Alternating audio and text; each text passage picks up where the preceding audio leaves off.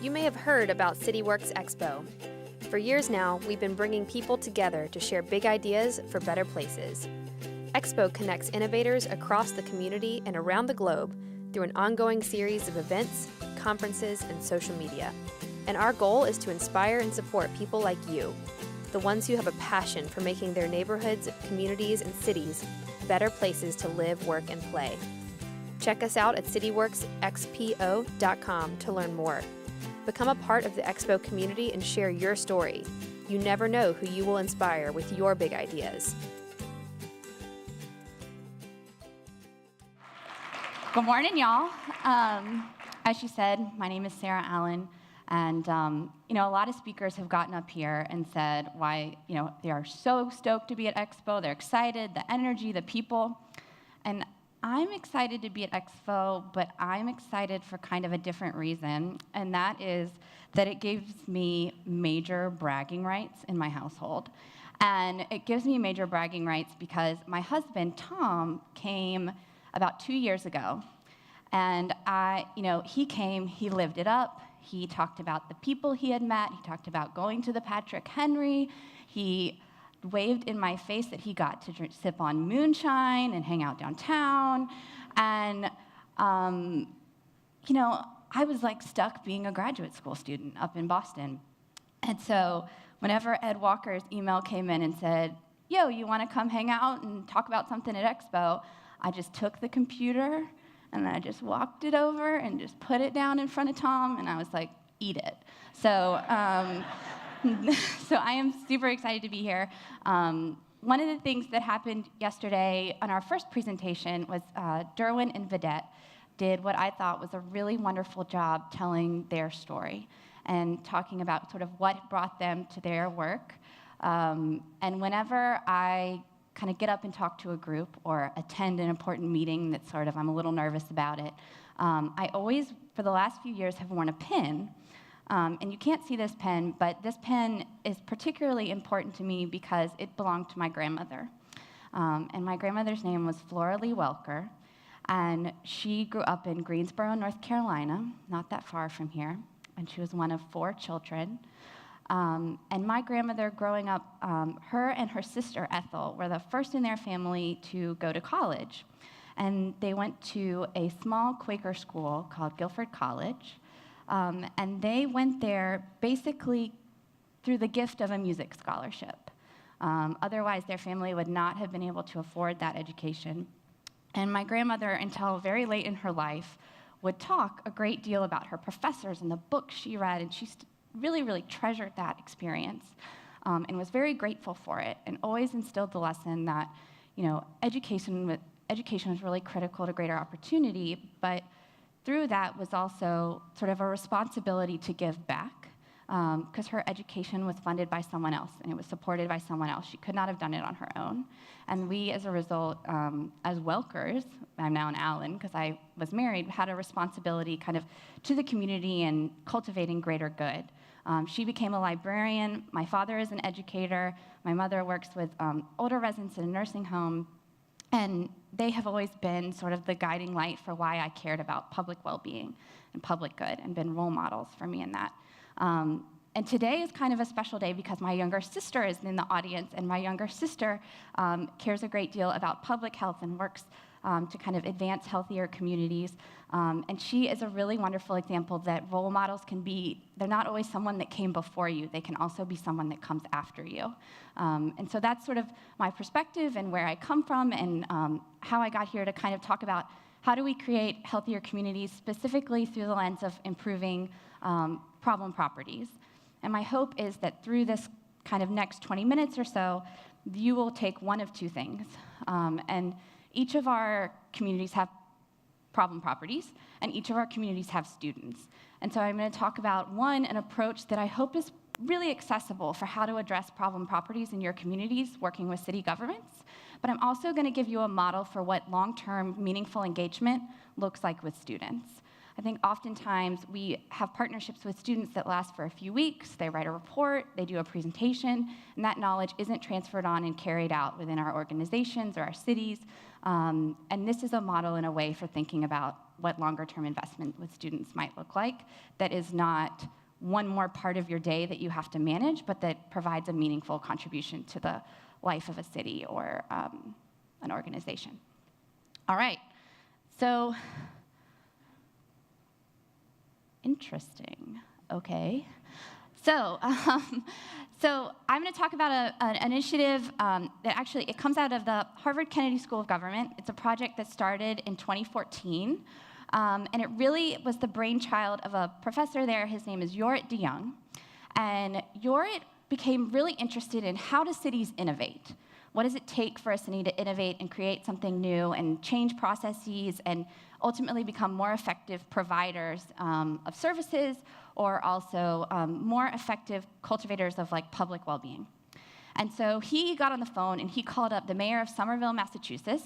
His last name's Curtatone, Mayor Curtatone, and he said, "Do you know 3 mayors in the area that do you think would be interested in thinking about innovation and thinking about how they could team up with students to like cultivate innovation within their cities?" And he said, "Yes, I have 3. And they were the mayors of Fitchburg, Massachusetts, Lawrence, Massachusetts, and Chelsea, Massachusetts. All 3 of these communities are communities that at one point were pretty heavily industrial cities, and a lot of those jobs left the community. So they now are cities that have between 40,000 and 80,000 residents. So that's slightly smaller than the city of Roanoke, but still I think this model would apply to somewhere like Roanoke as well. And those 3 mayors came together and had discussions about a lot of different ways, a lot of different problems in their communities, whether it was health, education, workforce development, substance abuse. And they had to decide on one that holistically together they wanted to partner and think about and address. And so they decided to start with problem properties. And they started with problem properties because it was a visible problem in their communities. It affected the well-being and safety of residents, potentially. It affected property values, and it was something that affected their tax base. And so for all of those reasons, there were a lot of different things that came together that made it an important, critical issue to the city. And a really key component of this is that it was a mayoral priority for each of these cities. Because if you pick a project like this and decide to make a long-term investment in innovation, it's going to take your time and your capacity. It's going to take time and capacity across departments. So you need something that the mayor says, this is a priority for me. I want you to allocate energy towards it.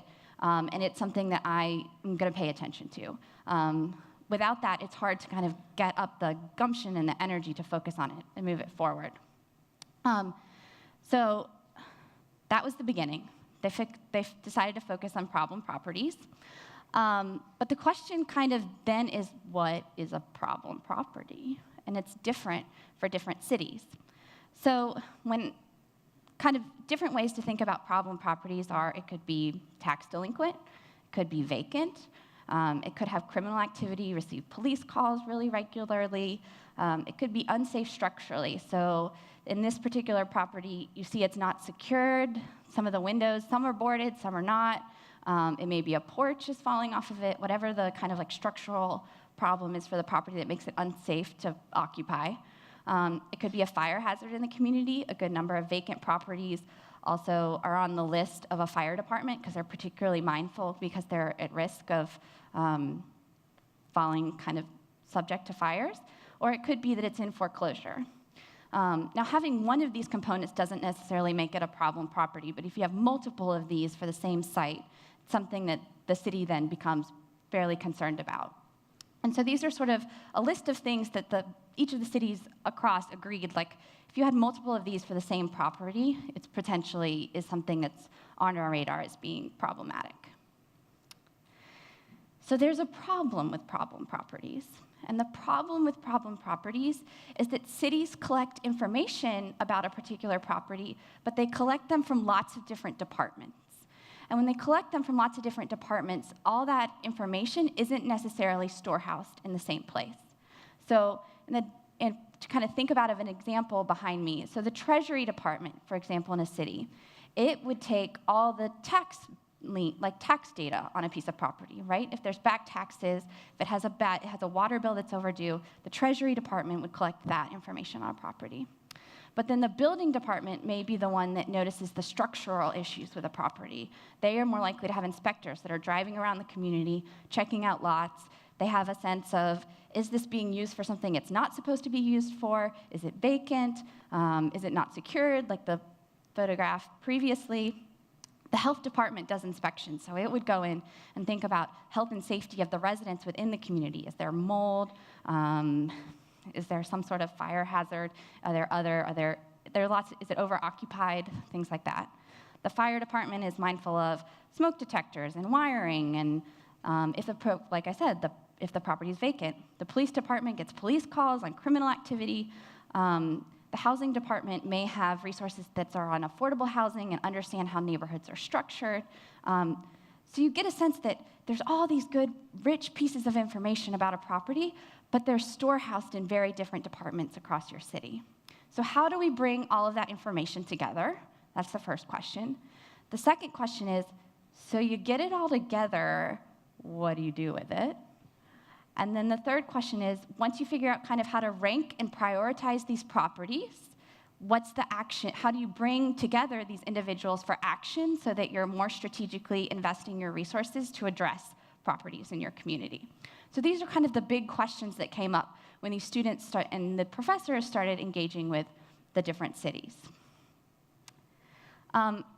So this is just an example of how like a concrete example of how isolated data presents a problem. So you have a 3-family unit. You have that it was sold about 10 years ago for $400,000. You have that it's got some electrical wiring problems. So that's something probably the fire department notices. It has an outstanding water bill, so that's something the Treasury Department knows. Property taxes, Treasury knows. The building tickets are probably from the health department. And you look at this, and particularly because it's a 3-family unit, you might be more concerned that more residents are affected. So you would bump this up and think like it's probably a higher priority issue. But no one department has all of this information. And you would look at this and think, an outstanding water bill of $20,000 is huge and kind of strange. And so what this city would realize in looking at all this information together is we probably have a situation of overcrowding in this particular property. It's not well maintained. And we potentially have some fire hazards that are all going on. And so you then have a more holistic picture that the city says, we need to allocate some resources towards this property and figure out what's going on. But you don't have city employees that are necessarily driving around and looking at this property and interviewing residents and understanding what's going on. And the data systems, as they currently exist, do not give you a holistic picture of what's going on with this property. So we wanted to find a way to resolve that. So we decided to resolve that by bringing in a team of students. So I talked a little bit about Professor DeYoung and the Mayor Curtatone coming together, picking these 3 cities. The next thing that they did is decided to engage students. So they took 25 students across a 7-week course. They broke them into smaller groups, and they also regularly interacted with the city. So each team was assigned to a particular city. They also had 3 paid city leads, which were effectively graduate students that were responsible for doing most of the initial groundwork with the city. You can't just bring in a group of 5 or 10 graduate students and plop them down with people and have meetings. You have to cultivate a relationship with the city and build the city's trust with students. And the students need to have a better understanding of the city's environment, its motivations, its kind of like key goals for participating in the project before they walk in. And so that city lead spends basically a fall semester interacting with the city, and then the students come in larger groups in the spring. And another key piece here that you can't see behind the photograph is that mayors were on board with this in a big way and supported the project. So we had 2 teams of 5 students. The city staff meet regularly with the students over a course of 7 weeks. And when I say city staff, I mean city staff in different departments. So they would meet with building, they would meet with health, they would meet with treasury, and they would have conversations about what data currently do those different departments have, how are they collaborating across departments currently, and what do they wish that they knew that other departments had in information. So they're really collecting like what's the real on-the-ground situation in these cities. And the end goal was to develop tools. And these tools were developed to help the city better, 1, pull all their data together across departments, and then 2, think about, once all the data's together, how do we need to change how we're using all the information and collaborating with the information? Okay, so this is like the nerdiest slide I have, I promise. But so there's some big takeaways here when you're thinking about a capacity to innovate and a city's capacity to innovate. And they are the three that you see here. So the first is data and analytic capacity. So in this context of this example, that means how many different data sources, do I really have 0 time left? Is that accurate? Okay, I just want to make sure. All right, sorry, I got distracted. I was like, you missed the whole punchline. Okay. Data and analytic capacity. So this means, like, does the city at all collect data on something? Is it in paper form? Is it in an Excel file? Is it in a searchable database? It's important to know that when you're thinking about the city's capacity to innovate on something. How do they collect information? Second is collaborative capacity. So that means, does this group of different departments already meet? Do they sometimes talk with one another on the phone? Is there a formal setting that they all know one another? Or is there actually no interaction across the department and kind of an adversarial relationship between departments? Then that's important to know when you're thinking about what's the capacity to bring all of these people together to cultivate a solution. And the third piece, which is the piece that's coming after, you have the collaborative capacity, the data analytic capacity, and then the third is performance review capacity. And that's kind of funny, like, what does that mean? And in the context of this example, what that means is, so say we get all the right data together on problem properties. And say we have this group of city department heads that are all meeting regularly, and they're trying to address the problem. They have properties ranked, and they say, we're going to go out and target these 10 or 15 properties. So those are all really positive steps in the right direction. But then how do you assess your progress? How do you set goals? How do you measure your progress towards those goals? And then how, based on whether or not you achieve them, and based on kind of what the goals are that you set out, how do you change what you're doing so that you go back through this process again? Those are all three really important components when you're thinking about city-level innovation. Wrong direction. Okay, so students spend all these time with cities, but each of the cities has very different capacity in data analysis. They have different capacity in collaboration, and they have different capacity in performance review. And so you can't give them all the same solution. That doesn't make sense, right? So for example, Fitchburg, which is the image on the right, so the city of Fitchburg, it didn't collect information on problem properties, really. There's no database that existed already. So the Treasury Department did know what back taxes were owed, but the Health Department did they didn't have anything online. They had paper forms where they were going and doing site visits and inspections. And then the Building Department didn't have anything online either. And then the Police Department, so they had records of calls for particular properties, but they didn't want to they couldn't share all that information. There's some like proprietary issues. And like personal issues with sharing data across a police department. And so they had to sort of start from scratch. And so what they decided to do was build a form. And that form was given to people in the fire department, the police department, the health department, the building department. And when they were out in the community and they saw a property that had one of these kind of red flags about it being a problem property, then they entered in the property address on the form. They entered in what the problems were. There's this whole series of checkboxes about the property that were, is it visibly not secured? Is it vacant? Can you tell that there are like vagrants that have been coming in and out of the building? Is it occupied? Do you know if it's in foreclosure? And they fill out as much as they can on the property, and they just hit submit, and it goes to a database. And in that database, any city-level department leader can look at the information on the properties. And then it also assigns a score to that property, and that's a risk score. And that risk score is based on all the different factors that the person entered into the Google form. And so this gave a way for the city to start collecting information about their properties that spanned across departments. And that was a new innovation for them. It was a way of collecting information and then a way of prioritizing properties. But the city of Chelsea already had a very robust data infrastructure. So their health department, their building department, their treasury already had databases that existed and that were online. And so what they really needed to do is be able to merge all that information by the address. So this is a very different situation where data existed, but what they needed is a way to bring it together. And so what you see on the left here is basically a color coding scheme where the higher risk properties based on information are a darker color, and then the lighter colors are less at-risk properties. So that's good for a visualization, but then you can also print out very easily a list of 10 properties that are the highest risk, and then you can bring everyone together, have a discussion about how do we want to strategically address these 10 properties. So there are very different systems that were ultimately developed based on the information provided and that currently exist in the city. And this image of Fitchburg is one of my favorites because it's actually a member from the fire department out with his tablet filling out the information on the problem property on site. So, it's one thing, I think, to create a Google form and give it to a city. It's another thing when the city actually executes and uses it and finds it of value.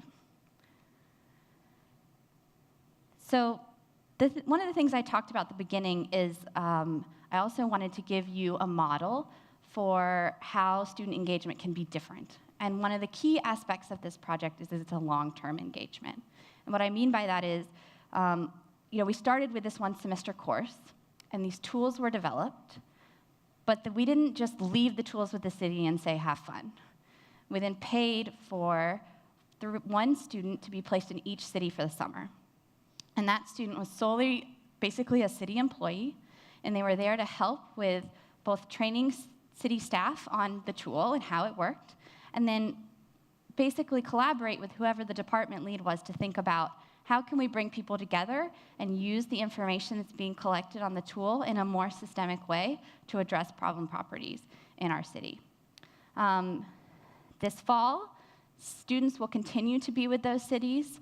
It'll be the one city lead that's working and making sure that the tools are being implemented effectively. And then in the spring, we'll have another full class of students that come back in, see how the tool is being executed, and really talk more about performance review.